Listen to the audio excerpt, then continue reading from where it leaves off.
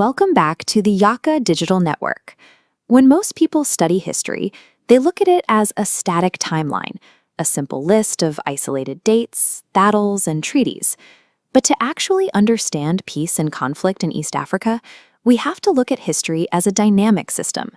The specific anatomy of a conflict dictates exactly how peace must be achieved. This brings us to a major debate in your syllabus. On one side is state security. This is a regime-oriented approach, meaning the primary focus is keeping the current leadership in power, often through military strength. On the other side is human security.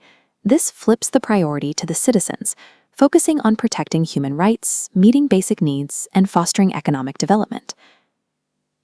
This forces us to ask a difficult question. Does prioritizing military defense come at the direct expense of civilian infrastructure and local development? In this module, we are going to identify the specific triggers of regional conflict, calculate the heavy economic cost of instability, and explore the modern peace-building strategies designed to stop violence. Because building a lasting peace requires us to first dissect the layered, systemic failures that cause these conflicts to erupt in the first place. Conflicts in East Africa are rarely caused by a single issue. They are built up in a three-dimensional stack. At the bottom are the structural causes. These are rooted in historical grievances. Think of colonial-era boundary demarcations that split communities, or systemic inequalities existing for generations. A primary structural driver here is the resource scramble. Across the region, intense competition over dwindling land, access to clean water, and open pasture constantly fuels local tension. Look at the environmental reality here. Large herds of livestock navigating dusty, arid landscapes require vast amounts of space, putting immense pressure on limited resources. We see this directly in Uganda's Karamoja region. As climate change intensifies severe droughts, pastoral communities are forced to migrate into neighboring territories just to survive, frequently resulting in violent clashes over access. But scarcity alone rarely leads to war. It requires a second layer, political causes. This is identity-based politics. When politicians mobilize support along ethnic lines, political competition becomes a dangerous zero-sum game, where one group winning means the other loses everything. This creates a democratic deficit. If marginalized groups feel there is no peaceful, credible mechanism to challenge the leadership or resolve their grievances, they often conclude that armed resistance is their only remaining voice. Finally, we add the third and most volatile layer to the stack: socioeconomic causes. High youth unemployment, widespread poverty, and the corrupt mismanagement of national resources create highly disgruntled communities with very little to lose. When all three layers are in place, when unemployed youth are mobilized along ethnic lines to fight over disappearing resources, a violent crisis is almost inevitable. Once that stack collapses into violence, the immediate result is what the syllabus calls the developmental cost of conflict. The first toll is resource diversion. National budgets carefully allocated for new schools, public healthcare, and vital road networks are aggressively redirected to fund defense. At the same time, this instability stunts regional trade. It drastically increases the cost of doing business, scares off foreign investors, and paralyzes the free movement of goods, directly sabotaging the EAC's goals. And in East Africa, conflicts rarely stay neatly within their borders. They almost always result in severe, far-reaching regional spillover. We see the reality of that spillover here. Conflicts force thousands to flee across harsh environments, creating enormous refugee populations seeking shelter in neighboring states. These sudden, large-scale migrations place heavy economic burdens on host communities across borders, often triggering brand-new, localized tensions over resources. The standard government response is highly reactive. It involves deploying heavily armed peacekeepers, like these AU forces, to manage the violence after it starts. While this military force might pause the act of fighting, it is a severe economic drain. It treats the violent symptoms of the conflict stack, but it does absolutely nothing to cure the underlying disease.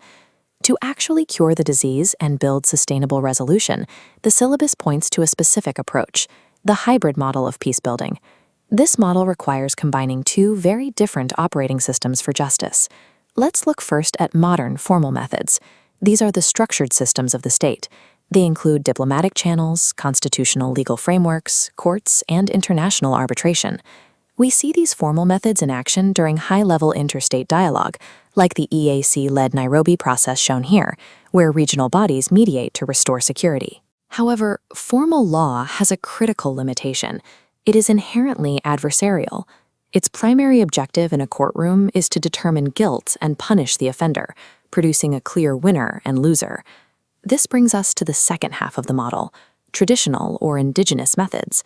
These historically effective methods are rooted not in adversarial trials, but in community consensus.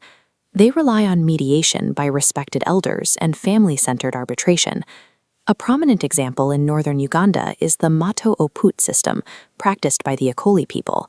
These traditional ceremonies are designed to bring the victims and the perpetrators together face to face, prioritizing open truth-telling, agreeable compensation, and ritual cleansing.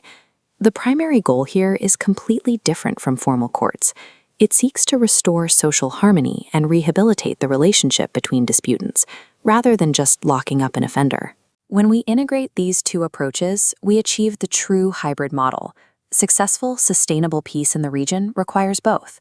It needs the formal law to maintain national order, combined with traditional communal reconciliation to actually heal the deep underlying social wounds.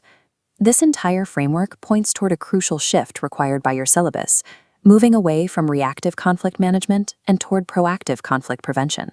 Modern proactive strategies start with early warning systems.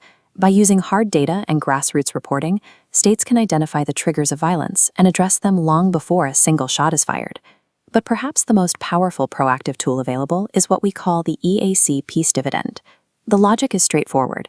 If member states are deeply integrated economically, they develop a shared, highly pragmatic interest in keeping each other stable. If your neighbor is at war, your own trade and security will suffer. You can see the physical reality of this interdependence in this image of the Namanga one-stop border post between Tanzania and Kenya.